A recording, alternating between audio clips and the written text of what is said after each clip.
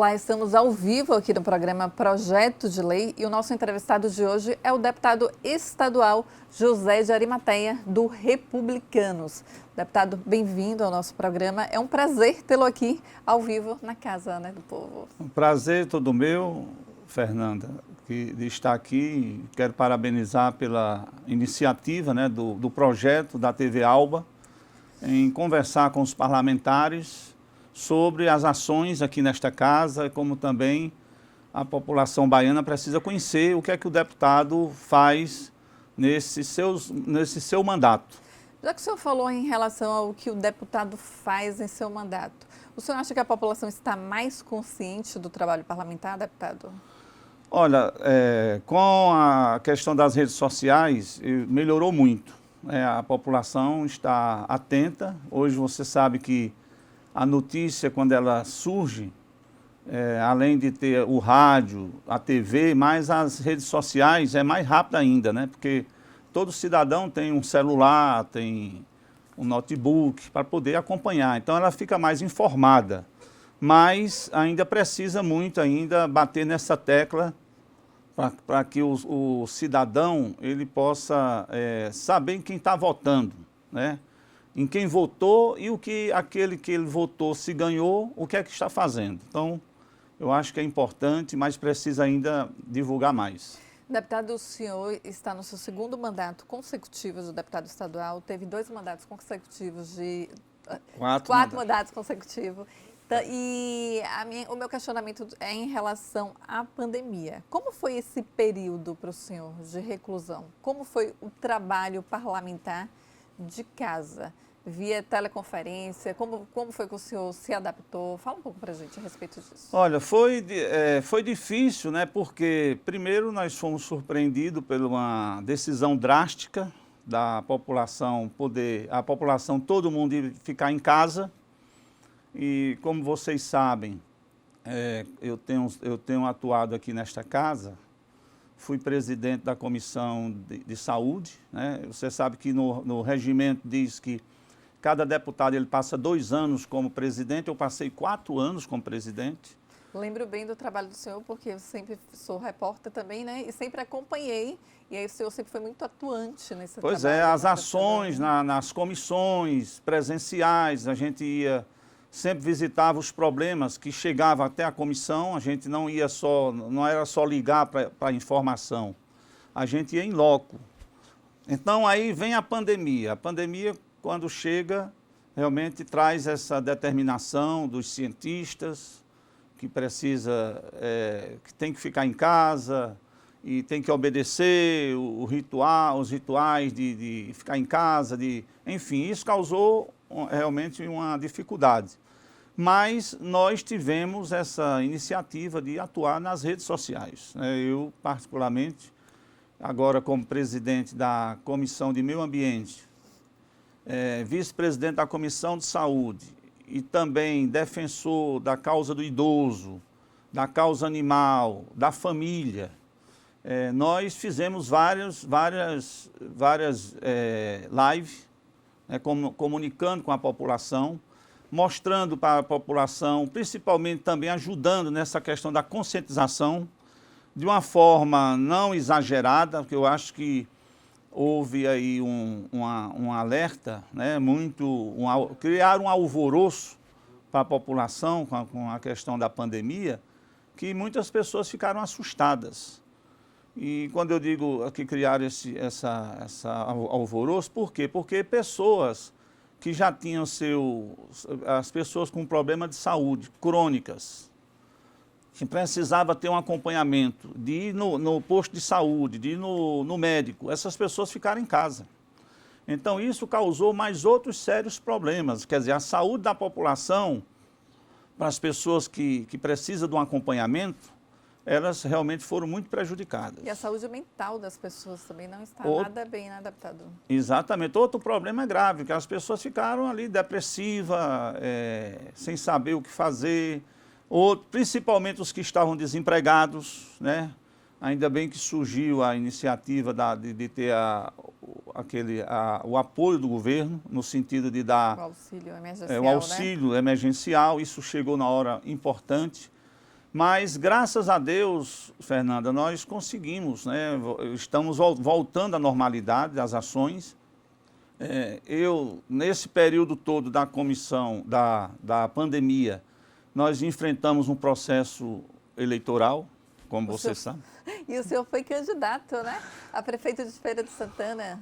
Pois é, eu cheguei nesse momento, eu acho que foi muito difícil, porque, por exemplo, mesmo ainda não tendo tomado a vacina, mas usando as precauções, como usando máscara, usando álcool gel, eu tive que enfrentar o desafio. E como foi enfrentar esse desafio, deputado? Não foi fácil. Não foi fácil porque vinha aquela voz dizendo assim, olha, você vai pegar o Covid. Olha, você pode morrer. Mas o homem público, quando ele acredita primeiro em Deus, confia em Deus, pede a proteção a Deus, ele enfrenta qualquer desafio. Então, foi assim que eu fiz, né? Fui para a rua, fui para o corpo a corpo, assim, no contato, obedecendo o distanciamento. Mas eu participei de muitos eventos, eu não ficava parado, eu ficava trabalhando com muito cuidado, mas, sobretudo, focando naquilo que eu acreditava, que ainda continuo acreditando, né, que Feira de Santana realmente precisa avançar mais, né? Eu acho que Feira de Santana é uma cidade crescendo cada dia que passa, uma cidade que hoje tem mais de 700 mil habitantes. Em trocamento rodoviário, né? Exatamente. Então tem um povo hospitaleiro, um povo acolhedor. A pessoa que chega em Feira de Santana não tem mais vontade de sair, não. E assim eu enfrentei, né? Para você ter ideia, o processo foi difícil, primeiro com a questão da pandemia, segundo, com essa questão dos partidos, porque não podia haver coligação só na majoritária, na proporcional não podia. E no final de tudo, nós só tivemos o DC, que foi um partido que coligou na proporcional com a gente, na majoritária, né, enfrentando a máquina pública, enfrentando o candidato do governo do Estado. Eram 8 candidatos. Desses 8 candidatos, nas pesquisas, sempre deixavam eu no último lugar, nas pesquisas. Eu lembro. Aí eu sempre questionei até, como é que pode? Eu fui vereador 2 vezes em Feira de Santana, deputado estadual por 4 mandatos. Feira de Santana sempre me deu uma votação expressiva, né? Como é que eu sou o último colocado? Mas tudo bem, encarei, e quando as urnas abriram, eu fiquei em 3º lugar. Eu vi. Uma excelente surpresa, né, deputado? Foi, quer dizer, surpresa para alguns, mas para mim eu acreditava, eu fui para a vitória, trabalhei para ganhar. Né? Mas eu acho que Deus sabe todas as coisas, tudo tem um tempo certo, a hora certa, né? Mas mesmo assim eu não fiquei de braço cruzado, a prova é que o trabalho que nós fizemos, o povo acreditou, o povo confiou, isso ficou gravado na mente das pessoas, né? Porque eu fui às ruas ver as pessoas, olho no olho, mesmo com a questão da pandemia, mesmo o povo ainda assustado, porque quando a gente chegava nos cantos, as pessoas tudo bem, mantendo o distanciamento, mas as pessoas não... Mas mesmo assim eu fiz, né? Fiz as lives, usei o que eu tinha em mãos. O senhor almeja ser prefeito de Feira de Santana? Olha, Fernanda, eu fiz o teste, né? Foi um teste, eu vejo que foi um teste. E o teste foi positivo? Eu considero positivo, porque eu acho que o processo político, a gente nunca pode dizer que a gente perdeu, assim. Tudo bem, tem uma disputa que só pode ser escolhido um, mas quando você está na vida pública, você tem que estar à disposição do povo. Eu estou à disposição do povo de Feira. Se o povo achar que eu devo ser candidato novamente, o meu nome vai estar à disposição. Mas o senhor é candidato à reeleição, né, deputado? Vou estar saindo novamente à reeleição, né? O povo quer e eu vou, com certeza, enfrentar mais uma eleição. Deputado, vamos falar aqui a respeito dos projetos do senhor aqui na casa, né? O senhor foi presidente da Comissão de Saúde, o senhor atualmente é presidente da Comissão de Meio Ambiente, não é isso? Agora fala um pouco para a gente a respeito desse Canal do Sertão, né? O senhor disse que falaria um pouco para a gente. Pois é. Porque nós temos uma barragem, a barragem aqui, que eu peguei até uns dados, que é a barragem de São José do Jacuípe, que tem apenas 4% de volume de água e o seu estado está crítico, né, deputado? Fala um pouco para a gente a respeito disso. Com certeza.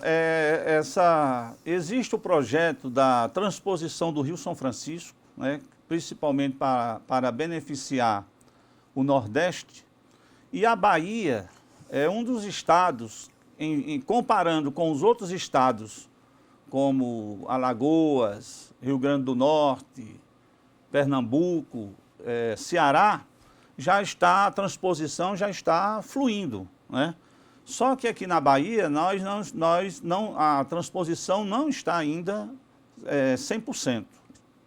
E esse trecho aí da barragem de São José do Jacuípe, que é a terceira barragem maior em volume de água do estado, ela está dentro do eixo sul, né?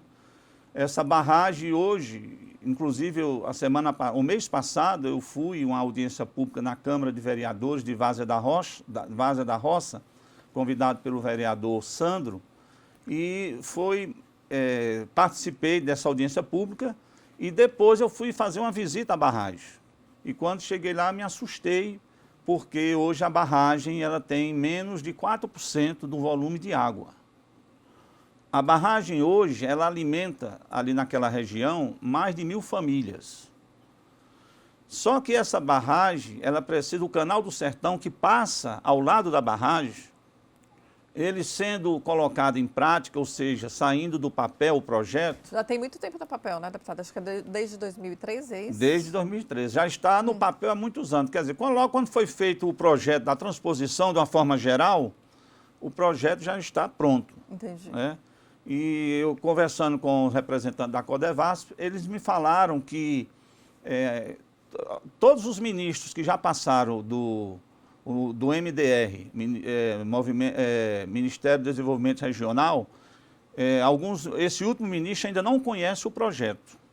Então, aí nós vamos estar levando o projeto para apresentar ao ministro. E esse projeto ele tem um alcance social grande. Por quê? Porque não só é a questão da barragem de São José do Jacuípe que vai beneficiar. Ele vai beneficiar esse canal do Sertão, o eixo sul, ele vai beneficiar 43 municípios, com São José, 44 municípios. Que essa transposição saindo do papel vai beneficiar as famílias. São mais de 1 milhão, mais de 1 milhão de habitantes. Né? Eu acho que o governo federal precisa realmente fazer sua parte. Eu creio Há previsão, deputado, de quando sairá do papel? Aí onde está a questão. Nós vamos ter... esse problema estava praticamente parado, no caso. Mas aí, quando chegou a Comissão de Meio Ambiente, e a pedido da população, nós estamos se movimentando, já tivemos essa visita lá.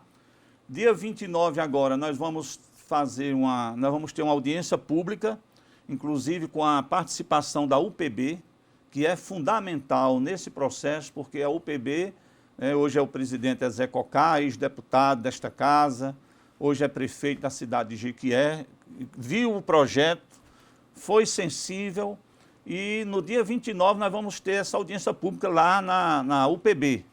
Vai estar participando tanto os 44 prefeitos, como a Câmara de Vereadores.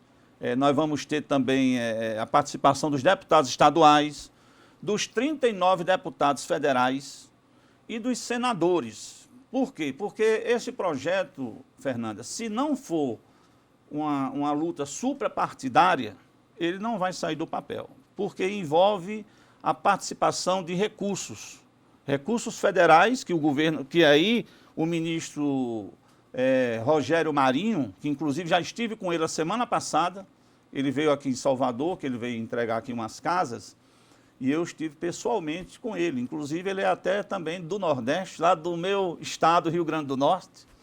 Ele é lá do Rio Grande do Norte, já foi presidente da Câmara de Vereadores em Natal.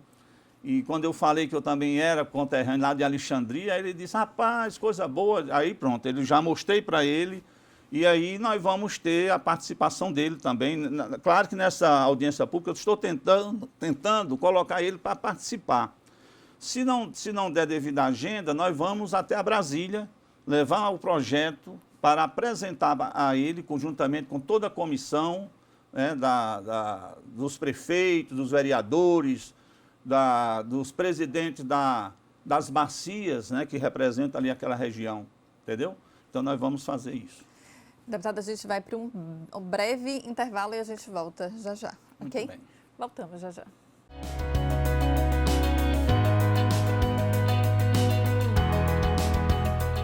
Voltamos com o deputado estadual do Republicanos, José Arimateia. Deputado, bom tê-lo aqui com a gente, ao vivo, aqui na Casa do Povo.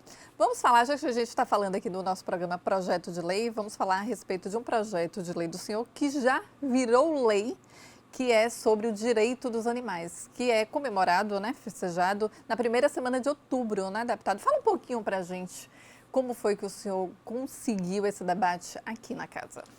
Bem, Fernanda, você sabe que hoje existe, cada cidade, se você chega, você vê números e números de animais da rua, né? Que as pessoas acham que aqueles animais, já chamam animais de rua, mas só que aqueles animais, eles foram abandonados. Alguém um dia cuidou daqueles animais, mas devido à falta da assistência do poder público municipal, de cada município, como a questão da vacina, a castração, né?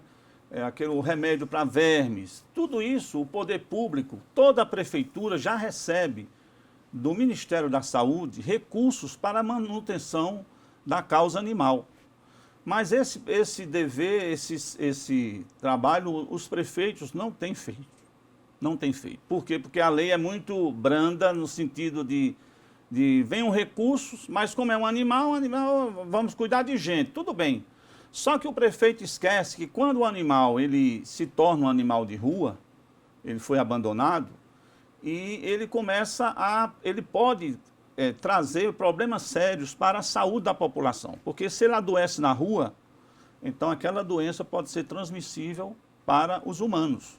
Então, diante dessa situação, surge as ONGs, as associações protetoras de animais, que fazem um trabalho, né, cada um com a sua equipe, voluntariamente, eles abraçam a causa, eles abraçam a situação que o poder público não faz. Só que tem associações que não têm condições de manter, porque, por exemplo, lá em Feira de Santana tem uma associação protetora de animais que eles têm mais de 400 animais. E outra coisa que também sem ajuda dos recursos. Sem ajuda do poder público. Outro problema também, às vezes a pessoa com tanta aflição de ver as aflições dos animais, elas pegam o animal, levam para um local, bota dentro de um quarteirão, de um terreno, e não tem condições de manter aquele animal. O animal fica ali e às vezes chegam até a morte. Então, diante disso, o que foi que nós preparamos? Esse projeto, essa lei, que já é lei, né, foi aprovado de minha autoria por esta casa, criando a Semana de Conscientização e Proteção aos Direitos dos Animais.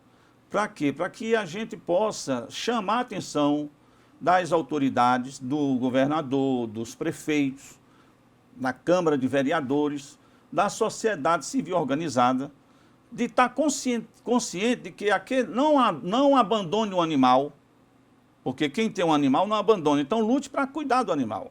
E como também adote aquele animal abandonado. Então, esse projeto, essa lei, ela tem esse objetivo. Essa lei está sendo cumprida, deputador? Não está sendo cumprida, porque quando chega a primeira semana de proteção aos direitos dos animais, se nossa equipe, se as associações não se movimentam, o poder público, que é o governo do Estado, ele tinha que, dentro das propagandas institucionais que o governo tem, ele tinha que alertar a população sobre isso. E não fazem, eles não cumprem. Ou seja, esse projeto de lei do senhor, que na realidade já virou lei, já é lei, já daqui a uns 10 a 15 dias. Então, o senhor não sabe ainda se está tendo algum tipo de mobilização a respeito desse projeto do senhor? Não está. Não está, e é por isso que é muito importante eu estar aqui hoje falando desse projeto, porque no mês que vem, estamos já praticamente há 10 dias, né, para o mês, aqui é a primeira semana, a gente espera que o governo esse ano ele faça diferente, porque o projeto ele já foi aprovado, já tem uns 7 anos que foi aprovado esse projeto. E nenhum desses anos a gente viu nenhuma iniciativa do governo. Não é para dizer, eu não quero que o governo diga que foi o deputado Arimateia que é o autor do projeto. Não, apenas diga que faça a campanha também institucional, através da Secretaria de Saúde do Estado, né, que é um órgão que é ligado à questão da saúde pública, né, e que possa realmente diminuir esse problema que temos hoje no estado da Bahia. Para você ter ideia, só Salvador nós temos mais de 100 mil animais abandonados. Feira de Santana são mais de 30 mil animais abandonados. Então, se não houver a sensibilidade, uma conscientização para poder a população não abandonar os animais e as pessoas também adotarem o animal, a adoção do animal, não é só para ter o animal como um objeto, ela tem que ter responsabilidade. Pegou o animal, adotou o animal, ela tem que saber que ela vai ter que cuidar da alimentação dele, vai ter que dar a vacina, todo ano tem que vacinar o animal. Se não é castrado, vai ter que castrar, entendeu? Então, isso é falta de conscientização. E a gente espera, nós vamos fazer essa mobilização, inclusive não só em Feira, mas Salvador. Você já fez mobilização aqui na casa também, não foi? Também nós fazemos também, vamos fazer sim. No próximo mês, nós estaremos aqui juntamente com as ONGs, associações protetoras de animais, para que possa diminuir esse abandono e a população seja conscientizada, principalmente nesse momento agora que estamos vivendo da pandemia. Estamos na pandemia ainda, né? É verdade. Às vezes a gente até dá uma esquecida, né, deputado? Porque não pode. Não pode.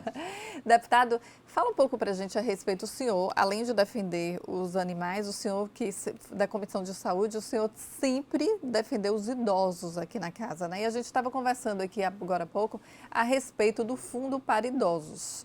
Há um fundo municipal e há um fundo estadual, não é isso, deputado? Como é que funciona? Explica para o nosso telespectador. E aí aí é outra causa que eu tenho abraçado desde quando eu cheguei nesta casa, a defesa dos direitos do idoso. Existe o Estatuto do Idoso.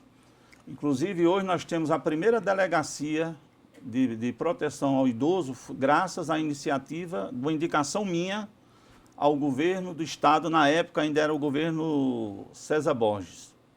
Então, ele acatou e hoje nós temos uma delegacia só que funciona precariamente, é muito pouco uma delegacia. E outro problema que nós estamos também enfrentando é que hoje a Bahia, dos 417 municípios, só temos 80 municípios que criaram o Fundo Municipal para o Idoso. Aliás, criaram o Conselho Municipal, porque para você criar o fundo, você tem que ter o conselho. Primeiro, cria o conselho. Com respeito ao Fundo Municipal, só temos 10 cidades da Bahia, 10. Pouquíssimo, né? De 417 municípios 417. Baianos. Inclusive, eu estou até com a relação das cidades aqui, ó. 417 municípios, só temos Alagoinhas, Amargosa, Brumado, Camaçari, Feira de Santana, Jussiape, Livramento, Nossa Senhora do Livramento, Salvador, Santo Amaro e Teixeira de Freitas. Minha cidade de Irecê não tem, infelizmente. Pois não tem. Né? Pois é. Aí, Fernanda, quando você chega para o prefeito e vai cobrar do Estatuto do Idoso, prefeito, as políticas para o idoso, aí qual é o que o prefeito fala? Que não tem recurso. Só que o prefeito esquece que se ele organizar o Conselho Municipal do Idoso e abrir e criar o Fundo Municipal para o Idoso, ele vai conseguir arrecadar recursos. Por exemplo... Como arrecada esses recursos? É a dedução do imposto de renda. O cidadão pode, na hora que ele for declarar, ele já coloca um percentual para ser deduzido no imposto de renda. Entendi. E esse valor vai para o Fundo Municipal do Idoso, que só pode ser usado para as políticas públicas para o idoso. Por exemplo, Alagoinhas, o ano passado, sabe quanto Alagoinhas vai destinou? Vai arrecadar R$56 mil. A Amargosa, 17 mil. Brumado, 49 mil. Feira de Santana arrecadou 166 mil. Pô, já é uma diferença. Salvador, 709 mil. Quer dizer, inclusive Salvador foi até pouco, porque no governo do ACM Neto, já tinha mais de 2 milhões que eles arrecadaram. Então, no governo de Bruno Reis, que o senhor está dizendo que diminuiu? Não, porque Bruno assumiu agora, né? Sim, sim. Então, esse imposto aqui ainda não é do governo, ainda é do ano passado. Porque cada ano os conselhos com o prefeito têm que se movimentar de divulgar a importância do funcionário público, do cidadão comum, fazer essa doação para o Fundo Municipal do Idoso. Se não houver uma campanha de conscientização do próprio prefeito com a comunidade, não resolve o problema. Entendi. Entendeu? Então, você veja, esse valor aqui, o prefeito agora, Bruno Reis, vai ter 709 mil, que vai ter, já está na caixa, já está na conta do Fundo Municipal do Idoso, para investir nas políticas públicas para os idosos. Aí ele pode investir na saúde para o idoso, pode investir na questão do própria assistência médica, né, o geriatra, profissionais, a questão da alimentação para o idoso, tudo isso aí, nos asilos que existem, né? Enfim. E nós temos mais de 2 milhões de idosos no estado da Bahia, né, deputado? Pois é. Um número muito alto. Então, eu vejo um grande descaso do governo do estado, porque hoje não existe o fundo estadual para o idoso. Não existe. Existe o fundo municipal, existe o fundo estadual e existe o fundo nacional. Então, quando você, como cidadã, na hora que você vai deduzir imposto de renda, você pode escolher para quem você vai doar. Ou para o fundo nacional, ou para o fundo estadual, ou para o fundo municipal da sua cidade. Por exemplo, você falou, você é de Irecê. Se você disser, olha, eu sou de Irecê, eu posso doar para o fundo municipal de Irecê? Pode. Mas se não foi criado o fundo... Então, aí eu não tenho condições de doar. Aí você vai doar ou para Salvador, ou para Feira de Santana, você pode escolher as cidades. E é ruim, né? Porque eu gostaria de doar para a minha cidade. Para os idosos lá de Irecê, que estão precisando. Então, hoje, olha, desses 10 municípios arrecadaram 1.081.000 para ser investido nas políticas públicas para os idosos. Então, eu tenho batido na tecla, inclusive o nosso partido, Republicanos, é o único partido da federação que tem abraçado a causa do idoso a nível não só da Bahia, mas do Brasil. Porque eu tenho levado isso para a direção nacional do Republicanos, pedindo que os deputados, os vereadores se mobilizem, se movimentem. E quando eu falo isso, eu não estou falando aqui menosprezando os demais partidos, não. Porque isso é uma luta para que todos os partidos fizessem um pouquinho. Por exemplo, lá na cidade de Irecê, os outros partidos, que lá nós temos um vereador que é do Republicanos. Ele está cobrando lá, mas ele sozinho, o prefeito não vai. Então tem que ter a iniciativa dos outros vereadores, dos partidos, não importa qual seja o partido. O importante é que o projeto, o prefeito tem que mandar para a Câmara de Vereadores para criar o Fundo Municipal do Idoso, para implantar. Deputado, infelizmente, o nosso tempo está acabando, a gente só tem 2 a 3 minutos, já que o senhor frisou aí em relação que o senhor é do Partido Republicanos, né? A gente também tem o ministro da Cidadania, que é do Republicanos, e tem um burburinho muito grande que ele será candidato ao governo do Estado. E, recentemente, eu vi uma nota do presidente estadual do Republicanos, o bispo Márcio Marinho, que é o deputado federal, ele dizendo que ainda não foi discutido, né, deputado? Não foi discutido nada em relação a... Olha, a resposta mais certa você acabou de falar, do próprio presidente. Então, essa é uma discussão, você veja, para mim ser candidato a deputado estadual, eu tenho que levar esse desejo para a executiva estadual do partido, que eu quero continuar, quero disputar a reeleição. Da mesma forma, qualquer cidadão que é filiado ao Republicano, ele tem o seu direito de dizer, eu quero um dia ser governador, eu quero um dia ser deputado, eu quero um dia ser prefeito, como eu fui lá em Feira de Santana, candidato a prefeito. Então, isso faz parte da democracia. Agora, essa é como você falou, a discussão está, eu tenho certeza que isso, para tomar essa decisão, tem que chegar da forma que você falou. Nós temos um ministro, sim, nós temos um deputado federal, Márcio Marinho, que é o presidente, mas essa discussão passa pela nacional, entendeu? E a gente espera que o partido saia forte ano que vem, com vários nomes para deputado federal, deputado estadual, né? Também para senador. O partido tem nomes desse calibre, né? Entendi. Muito obrigada, deputado. Foi um enorme prazer entrevistá-lo, né? O senhor que já está no seu 4º mandato consecutivo aqui na casa, já foi vereador por 2 mandatos consecutivos em Feira de Santana e também candidato a prefeito de Feira de Santana. Muito obrigada por tê-lo aqui com a gente. Eu que agradeço e mais uma vez parabenizo a você e a TV Alba e gostaria que vocês que nos assistem que acessassem as nossas redes sociais, José de Arimateia Oficial no Instagram. Obrigada, deputado. Obrigado. A gente fica por aqui. Até o próximo programa.